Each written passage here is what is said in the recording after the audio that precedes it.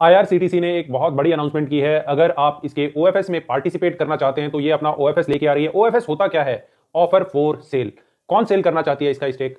Government of India. Government of India के पास लगभग 67% इसका स्टेक पड़ा हुआ है। वो ओएफएस के थ्रू इसको बेचना चाहती है। किस प्राइस पे बेचना चाहती है? तो अभी आईआरसीटीसी का प्राइस लगभग 735 रुपए के पास में चल रहा है और 680 रुपए में ये बेचना चाह रही है। और कब बेचना चाह रही है? 15 और 16 को बेचना चाह रही है। क्या इससे पहले आईआरसीटीसी का स्टेक बेचा गया था?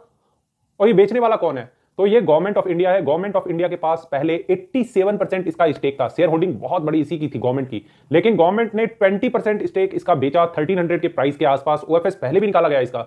और कब निकाला गया मालूम है? 2020 में इसका ओएफएस पहले भी निकल चुका है। 20% स्टेक पहले ये बेच चुकी है गवर्नमेंट। इसमें 87% उस समय इसका स्टेक था। अभी इसका स्टेक घटकर 67% आ गया है। अभी 2.5%, 2.5% इसमें स्टेक और बेचना चाह रही है गवर्नमेंट। उस समय कितना पैसा कमाया था गवर्नमेंट ने? लगभग 4700 करोड़ रुपीस कमाए थे गवर्नमेंट ने 20% स्टेक सेल करके। इस बार कितना कमाएगी पता है? सिर्फ 2.5% बेचकर इस बार 1360 करोड़ रुपए कमाने वाली है गवर्नमेंट। ये क्या मजाक है? क्योंकि आईआरसीटीसी का जो प्राइस था ना उस समय, वो बढ़ते बढ़ते बढ़ते बढ़ते बहुत ज्यादा बढ़ चुका है अभी। तो अभी प्राइस इसका बहुत ज्यादा इंक्रीज कर चुका है। जो पहले 262 के आसपास इसका प्राइस था ना, उस समय की बात कर रहा हूं, तब इन्होंने 20% स्टेक बेचा था। आज 700 के आसपास इसका प्राइस काम कर रहा है और आज ये 680 में ये प्राइस पे बेच रही है। तो लगभग उस प्राइस से 3 गुना ज्यादा प्राइस में, 3 टाइम्स ज्यादा प्राइस में गवर्नमेंट बेच रही है। इसमें इंस्टीट्यूशनल इन्वेस्टर कब अप्लाई कर सकते हैं? तो 15 को इंस्टीट्यूशनल इन्वेस्टर अप्लाई कर सकते हैं और वहां पे वो प्राइस डिस्कवरी होगी। लगभग 680 रुपए का इसने फ्लोर प्राइस रख दिया, मतलब मिनिमम प्राइस तो उतना रख दिया गवर्नमेंट ने। रिटेल इन्वेस्टर इसमें 16 को अप्लाई कर सकते हैं और जो प्राइस डिस्कवरी होगी उस पर ही वो डिसाइड होगा कि किसको मिल रहा है, किसको नहीं अलॉट होगा। तो ये T+1 सेटलमेंट में जाता है। एक और इंपॉर्टेंट बात बता देता हूं, यहां पे 2 करोड़ शेयर बेचने वाली है गवर्नमेंट। किसी भी स्टॉक के अंदर जो प्रमोटर की हिस्सेदारी है वो 75% के बिलो होनी चाहिए।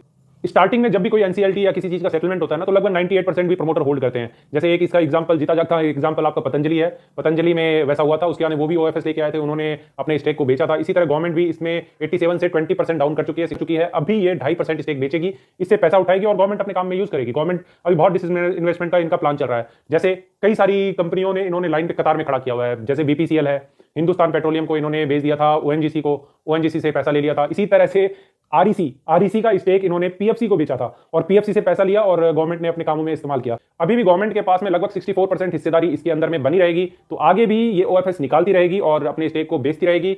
हिंदुस्तान जिंक में भी अभी बातें चल रही है कि अपने स्टेक बेचने वाली है सरकार। लगभग 20% से अबव है, 26% के आसपास मेरे ख्याल से होना चाहिए हिंदुस्तान जिंक के अंदर में अभी स्टेक इसका। और वहां पे भी ये बेचना चाह रही है।